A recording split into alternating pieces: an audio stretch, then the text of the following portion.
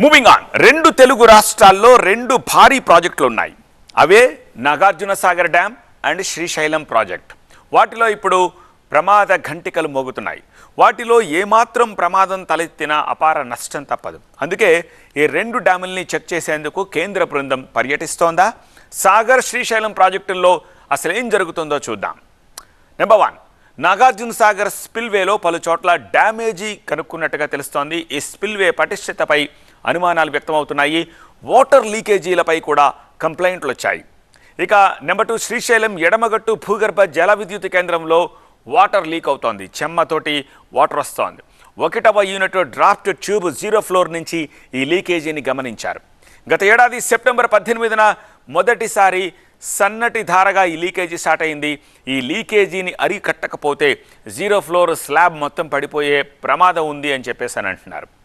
ఈ నేపథ్యంలో నల్గొండ జిల్లాలోని ఓఎస్ఎస్ ఫర్టిలిటీలో ఇక్కడ ప్రతి అడుగులో ఎక్స్పీరియన్స్ డాక్టర్స్ ఉంటారు.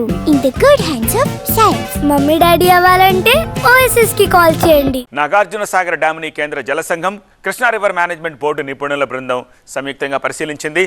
సాగర్ డ్యామ్ ఇంజనీర్లు గతంలో ప్రతిపాదించిన సుమారు 160 కోట్ల రూపాయల పనులు, మరమ్మతులు ఎక్కడెక్కడ అవసరం అవుతాయో ఆ టీం పరిశీలించినట్టుగా తెలుస్తోంది.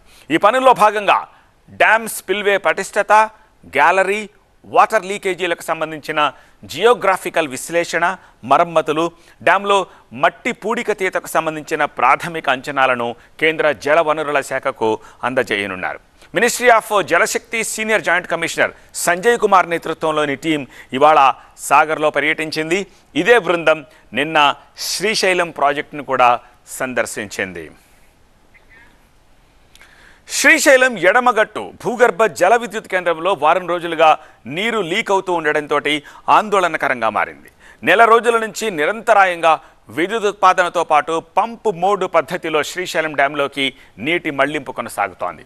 ఈ పంపు మోడు టర్బైన్లో వేగంగా తిరుగుతుండటంతో డ్రాఫ్ట్ ట్యూబ్ 0 ఫ్లోర్ స్లాబ్ నుంచి నీటి చుక్కలు ధారలాగా పడుతూ ఉండడంతో జెన్కో అధికారులు అక్కడ సీసీ కెమెరాలు ఏర్పాటు చేశారు.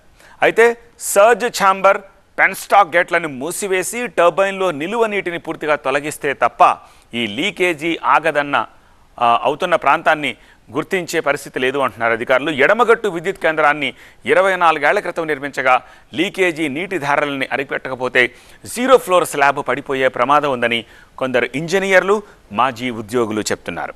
శ్రీశైలం ప్రాజెక్టును సందర్శించిన కేంద్ర బృందం దీనికి ఒక పరిష్కారం సూచించనుంది.